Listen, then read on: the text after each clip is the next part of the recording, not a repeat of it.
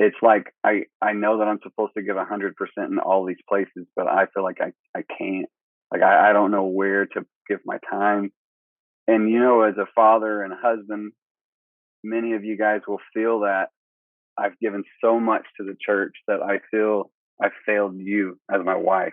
I failed them as my children. Wait, welcome to this episode of the Pastors Roundtable. I am your host, Ryan Latham, and I'm super excited to share a portion of one of our coaching calls. You see, every month we hold coaching calls for youth pastors where we have guest speakers. We have time for those in the group to talk about ministry issues, and we help and support each other through that. And then we break up into two groups where we encourage each other and do life together. And today I'm going to share with you a portion of that teaching element. One of the things that's different about if you're in the group is that you get to ask our speakers live questions about the topic that we've been talking about to personalize it to your ministry context. It's a game changer. It's much different than just listening to a teaching on a podcast like today. So I'd encourage you to get more information. You can go to renewedleadership.org/network to get more information or to join. So today, get ready. Let's listen to a month's teaching from our coaching group. Today, I'm just going to be upfront. Like, I love strategy, but I'm not good at strategy. Ryan is incredible. Ryan brings guys that are on here that are absolutely phenomenal at all of those things. I love to talk about heart. I love to talk about soul. And I love to talk about discipline in your life. And so today, I'm going to talk about finding rhythm in overwhelming seasons.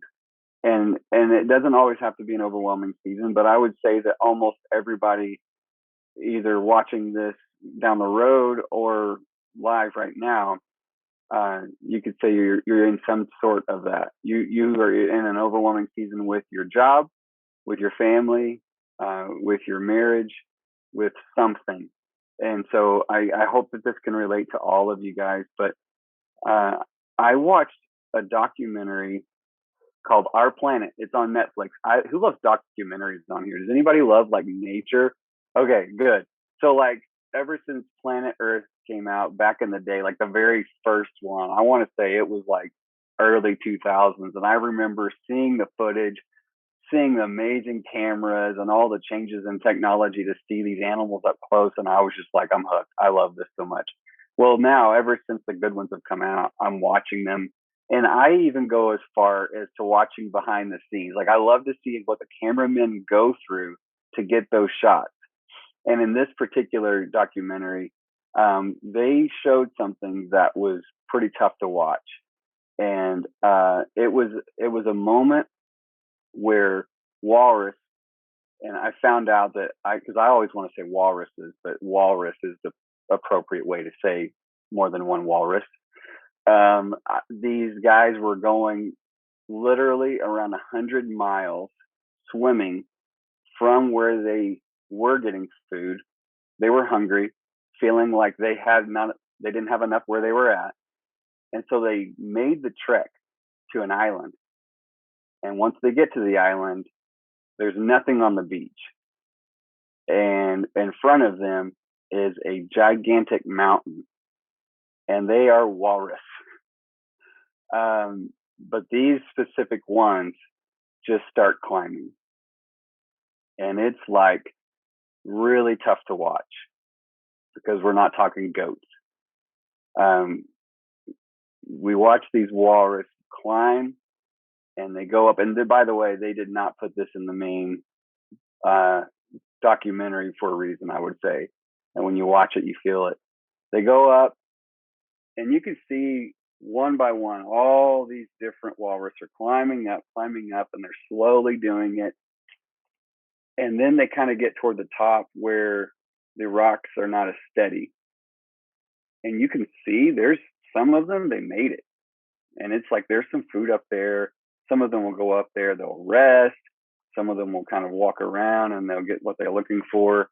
But eventually, even the ones that did make it up there start trying to just come back down, or they go to the edge where it's unsteady, where the rocks are at, and they slowly start falling. And they just start crashing down these cliffs.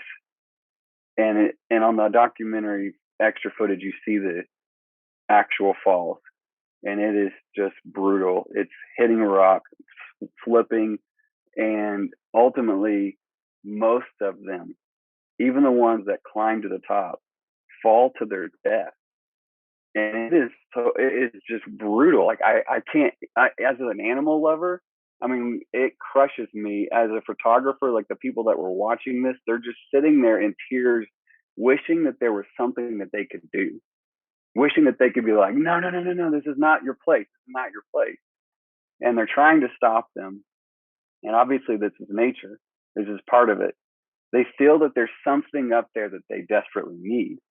And even when they get up there, they're still looking for something. And the key component to every single one of these animals is they're tired. They're tired. And I could not help but sit there and think how much that applies to leaders. There's so many decisions that we make that are dangerous when we're tired, when we're overwhelmed. It's unbelievable the decisions that we would make compared to when we're in a season where we feel fresh, when we feel good. That sometimes those decisions are private and they are very damaging, and sometimes they're more public, where they're you sometimes you make a career choice change, a location change. Some people even make relationship changes. Some people make all kinds of different changes in their lives because of being tired. And it is something that I personally have made my life's ambition to look every leader that I talk to in the face and say, I want to give you hope, because everyone can talk the talk. Especially, guys, I got to tell you, especially youth pastors. I think that we are out with a chip on our shoulder to prove our value, probably more than any other minister in ministry. It takes a certain kind of self-confidence to be a successful youth pastor. It does. Even people will call youth pastors arrogant often. And I would say there's some guys that I've met that I'd be like, yeah, they're not self-confident, they're arrogant. But like most of you guys, though, seriously, and you guys, all of you, I would say, are self-confident people. And so we never want people to know we're tired. We never want people to know we're struggling. And so we often make decisions, whatever it takes, whatever we can do to appear that we're okay. That's what we're going to do. We're going to climb whatever it is. And I think about leaders, whatever that mountain is for you, you probably know what it is. And so I can name things like, I really, really want that goal of that certain number.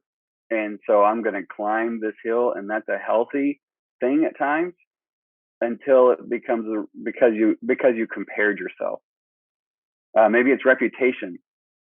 I can't lose this reputation, so I don't want to be as honest. It could be status. It could be so many different things that we climb. You name it. It's something inside of your heart that you have been climbing this mountain.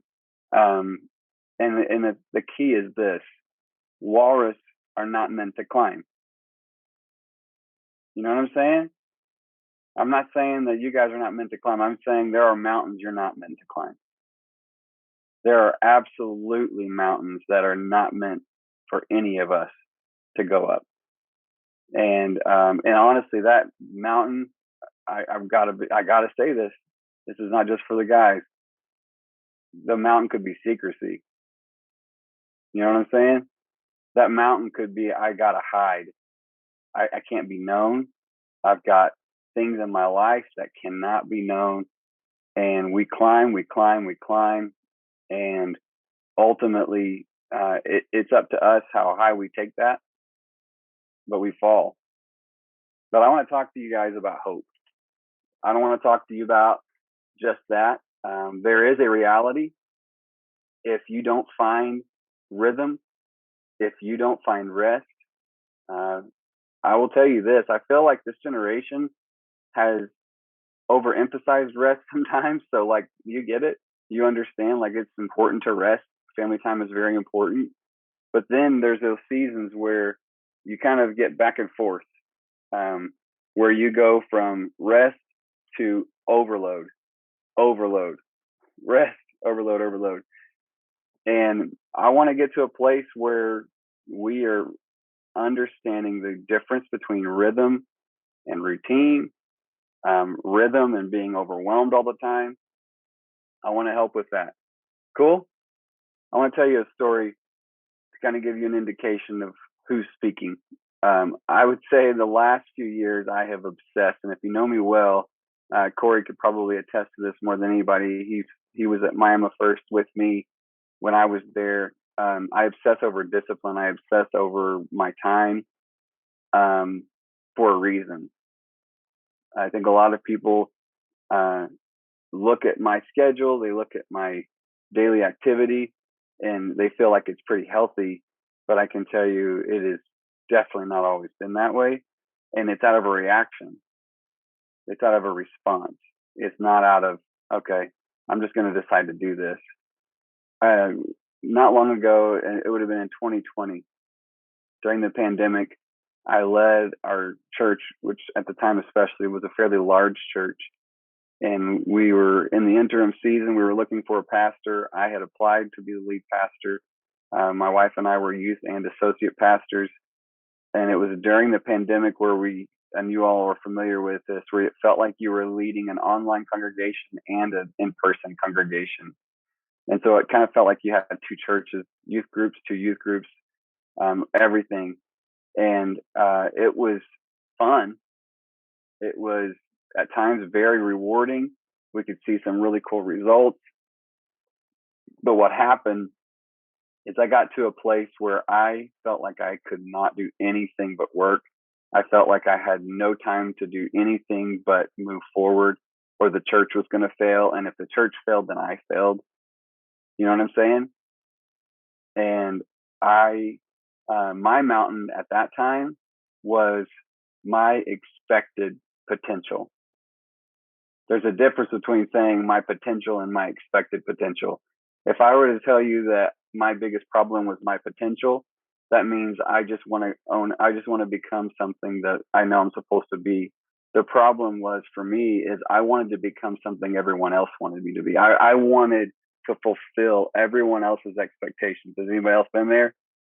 You kind of lose track of even your own expectations for yourself.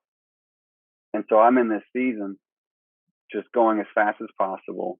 My wife is very understanding. She's been around ministry a long time, so she was respectful, trying to be understanding. And I remember a moment in our bathroom.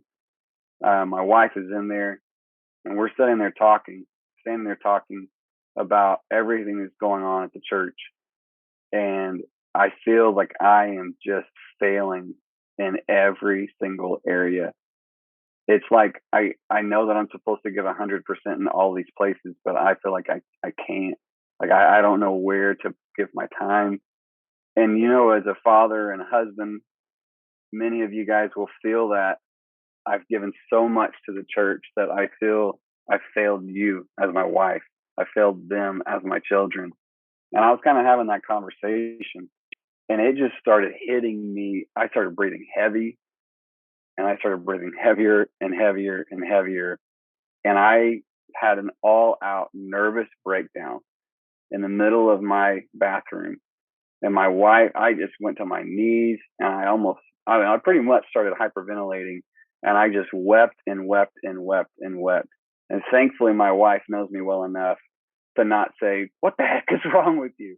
My wife just got down on her knees and just grabbed me because she knew exactly what was going on. She knew that I was in desperate need of someone to just say, "I'm here. I'm here. Let's talk about this." And so I had an all out nervous breakdown. And so when I say the next things that I'm about to talk to you about when it comes to rhythm and ways of life. I need all of you to understand this is not out of a decision as much as it was an out of a response. It was a reaction. And it's very important um, to me to live this way. I don't want to see any of you guys in a position like that. And so one of my biggest prayers is that I can look every one of you in the face and kind of ask you some hard questions in the middle of this. And so I want you to really close out um, anything ministry related right now, anything when it comes to anything that could distract you. I want you to think about you as a person. Like, I just want you to search your own soul for this entire time. We've got about 20 more minutes of this, and I just want to ask you some questions and just keep your heart in that spot. Like, how do we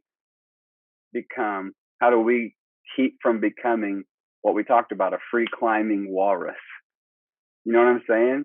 Like, for me in my interim season, I was a free climbing walrus climbing the mountain of expected potential. That was a mountain that God never asked me to climb. It was an amount of potential that everyone had said, this is what I think you should experience. This is what I think you should do.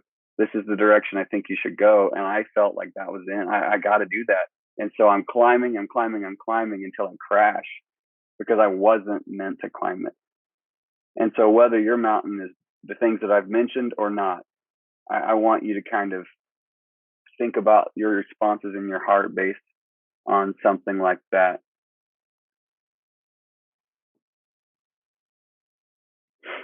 I would say every single one of us want the same thing overall. Every one of us want to have a healthy family and a healthy work life. Isn't that simple?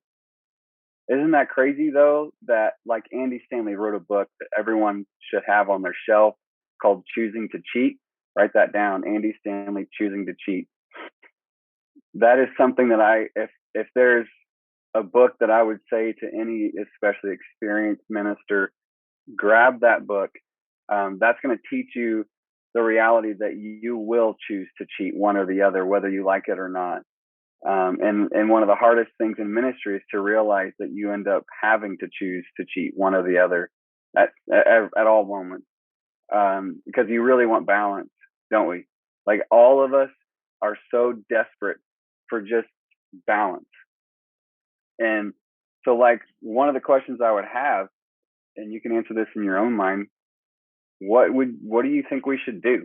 Like, what are the things that you think that we should do to find that balance, to find the rhythm? I'm talking about finding, we're in the middle of an overwhelming season.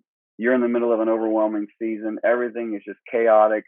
Everybody, the pastor is pressuring you. And then you come home and then your wife is telling you you're not home enough. Like, you're not around. The kids don't know you hardly right now. It seems like, I feel like we don't have a personal relationship. You've given all your time to the kids, or you've given all your time to the youth group. You've given all your time to pastor. I don't know you. And so, like, you go from this pull, and it's just back and forth and back and forth and back and forth. And so you're like, what in the world do I do? And then all of us and different people, we say things like, you need time off. You need to take a vacation, bro. And that sounds like the simple thing. But let me tell you a quote that you might want to write down as well. Carey Nieuwhof. If you don't know Carey Nieuwhof, you should get to know him. He's amazing. He does a great podcast. Here's the quote. Your time off will never be beneficial when the problem is your time on.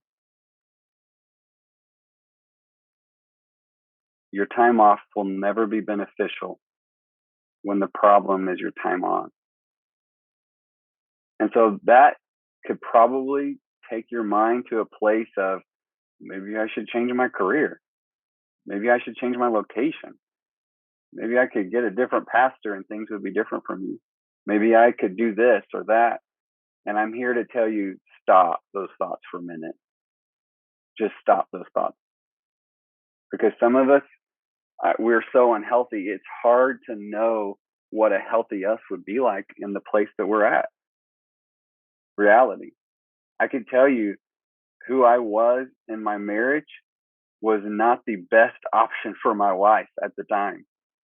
But when I began to make decisions for our family and for me, and I started making the right choices and becoming more disciplined with my time, I became I remained, I should say, the perfect choice for my wife, and my kids. And you are too, and your families. You are. So you have to make a choice. So I want to talk to you about something. Um, I would say that many of you guys, when you think about okay, so like I can't change my job. Andy, you're saying that time off is like not as valuable any longer. No, no, no, no. I want to talk to you about all these things. And so many of us would go right to the phrase, we should be intentional. And I would say, yeah, we should. But it's hard to be intentional. It's hard to be always intentional. That requires an action every single time. That requires an attitude. And so, like, what I want to help everyone get to the place of is being able to be in that attitude more often so you are intentional more often. And that starts right off the bat. What are the things that do not change about your day? This is where it gets real practical. There's some things about every single person's day, regardless of where you're at, what season you're in, that do not change. All right. I'm going to tell you those things in just a second. But I want you to understand, like, sometimes we go through seasons where we know we're about to transition, and so we don't worry about finding rhythm. We don't worry about becoming more disciplined because everything's about to change. It's all about to be uprooted, so we're not going to worry about that. Or you're about to go into a slower season, and so you feel like it's not as necessary. You're going to feel better about yourself because you're going into a slower season. But I want to tell you that's bull. You need to find rhythm in your life every single season of your life, and you can. And I can tell you it's life changing when you do. And so I want to talk to you about how you wake up. What time do you wake up in relation to the time you go to work? What do you do with that time? What do you do when you're alone at those times? These are all rhetorical things. I just simply say, think about it. And I can kind of help with some direction on some ideas on what to do. Some of you have a commute. It's one of the best things. And some of you might think that's the worst thing. What do you do with your time on your commute? Is it scrolling through Facebook and crazy amounts of traffic and you just lost 10 minutes that could have been intentional? What do you do with your commute? How about your lunchtime when you have it by yourself? Same thing. We complain to our students so often about screen time, but guys, we are at fault. We are. What do you do with your lunchtime? There's times when you have student lunches, you go to the schools. Even when you go to the schools, oftentimes youth pastors are finding themselves in their car eating to go, and you're chilling so you can eat.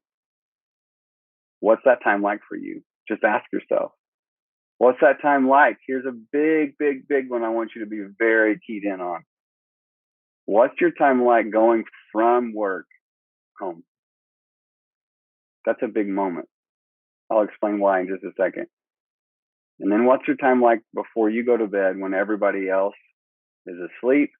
Your wife's on her phone winding down. What's your wind down time like? These are things that even when you are going through a crazy, overwhelming season or a pretty chill season, those are just some things. I'm not even saying that's all of them. Those are some things that never change for you. You're always going to have those moments in your day. And so what I'm telling you is capitalize on those moments to be as intentional as possible, because I can guarantee this, you will be more intentional with the other times when you do that. Because those are the things you can control. Why? Because they're always available to you. You know what I'm saying? This is so cool about our Savior, Jesus. Jesus knew that there was a Sabbath. And so, like, let's just talk about it. Let's just say that that's like a day off for us. Everyone says it's important to have a day off, but as I mentioned before, if It's never beneficial. Your time off is never beneficial if the problem is your time on. The Sabbath is never beneficial. It will not do the trick if the problem is your time on. Jesus would be completely open to the Sabbath. He's all in. He's like, take your day off, take your week off, take your time off. But did you notice something? There's a word that I love that Jesus always did. He withdrew. He would withdraw. And there was interruptions in his life at all times. He had a direction. He had a place to go. He had a vision. He had drive, ambition, and then bam, something happened. And Jesus himself had to withdraw, not on just the Sabbath. It wasn't one of those moments where he's like, I'll just deal with that later. Like, no, you guys as pastors, it is so crucial for you to understand how important your personal time is. And when I say your personal time, forget your 10-minute devotional personal time. I'm not talking about just that. That is absolutely crucial. That's got to be a given for us as pastors. But we got to be even more intentional than that. If you want to be the pastor to your kids 24 hours where you're available, and if something comes up, you're sharp, you're engaged, you're able to look, and then when you leave the church, when you leave your workplace, you're able to walk into your doors and you're there for your wife. You're there for your kids. You're there for your family. You're there for anything you're walking into. How? It's in every one of those moments starting with that. And so let me talk to you about some of those things.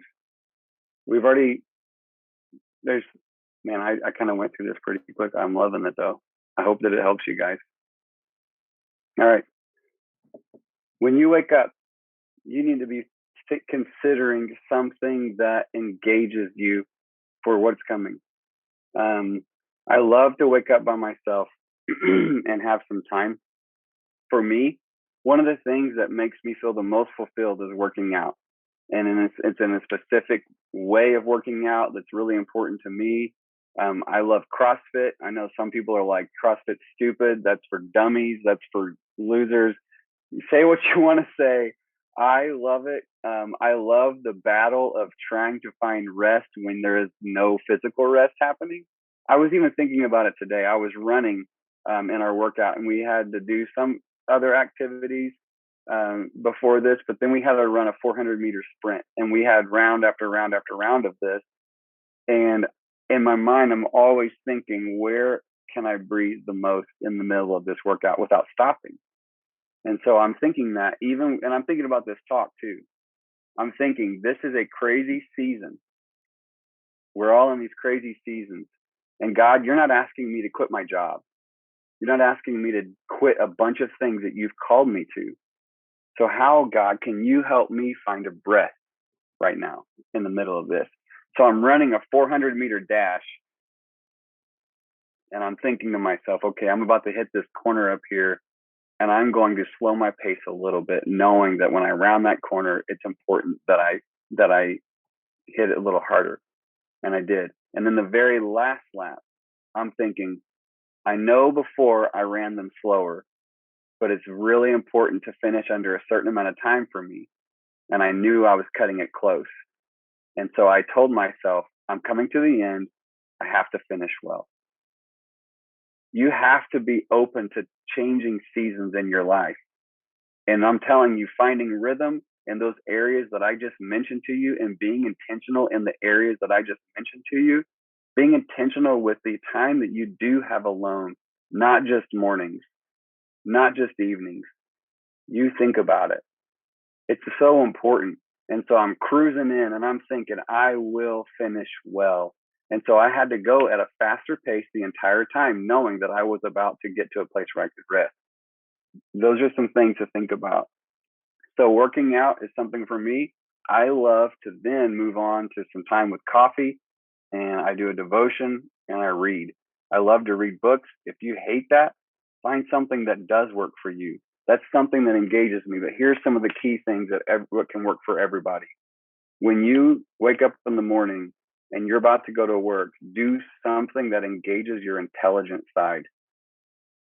Do something that engages your mind of education. Do something that engages your mind as opposed to Facebook, as opposed to a game, as opposed to just even chill music sometimes. If that helps you engage, yeah, do that. But do something. Listen to a podcast. I've got many recommendations for podcasts. I would love to give anybody, if you want to private message me, Ryan's going to have a million of those too, that would just get your mind sharp. It's cool to have that when you're walking into the job place, to the workplace. You're not just a sloth. You don't have to take your 30 minutes of work to get ready. You're ready. That's what waking up. That's what your time, your commute should be. In a moment of withdrawal. So, like, if you have one of those moments when something is overwhelming at the church, at home, at work, I want to introduce you to this idea. Jesus did this all the time. There's times when I've done this with my wife, and there's times when I've done this with our staff, when I've said, hey, can you, and they don't even have to know that you went through something overwhelming, but just simply say, hey, for the next 5 minutes or 10, I'm just unavailable. I need the time. And when in the church world, if you say, I just need some time with the Lord, they're not going to say, well, what? Say it.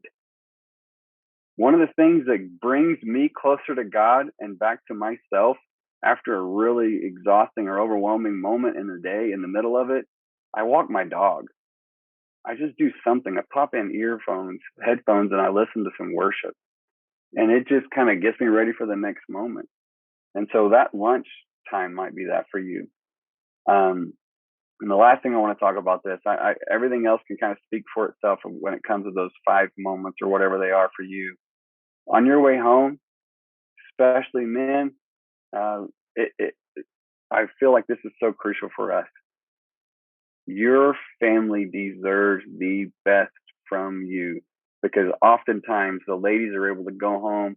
You're able to be a little more present than we are. I feel like we're more selfish by nature. Tori, you can correct me if I'm wrong here. But we all struggle with this at times, I'm sure. But I want you to hear me very closely.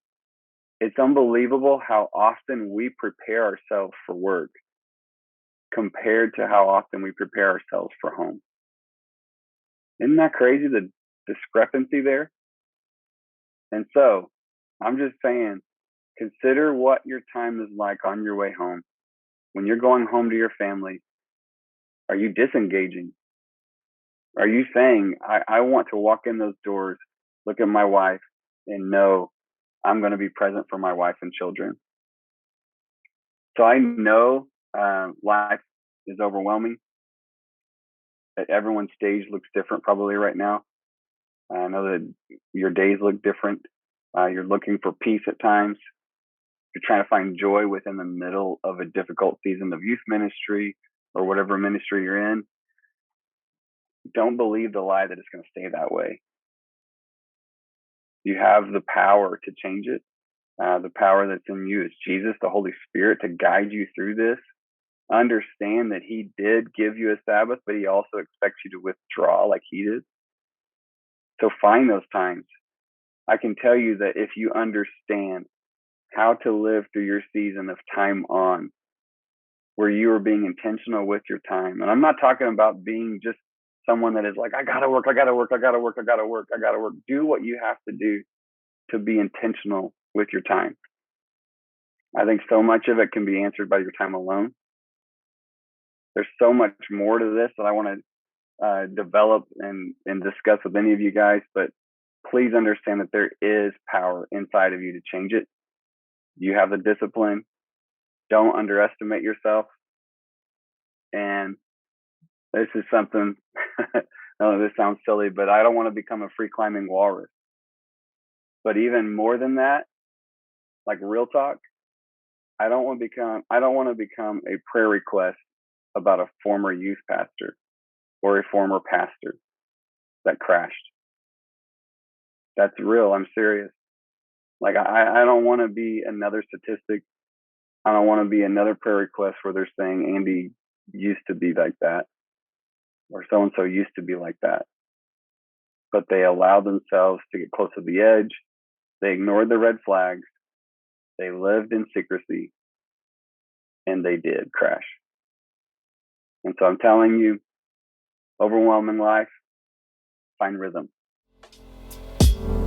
I hope you enjoyed listening in on our coaching call. Again, that's just a portion of what we do during our coaching calls. We have guest speakers where you get to interact in real time, ask real questions about your ministry context.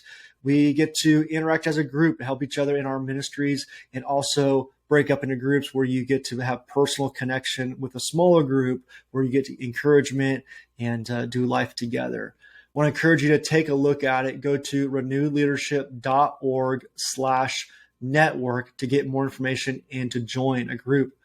Well, we're going to be bringing you more episodes, so take a look wherever you're subscribed for the podcast. I can't wait to bring you another episode here soon.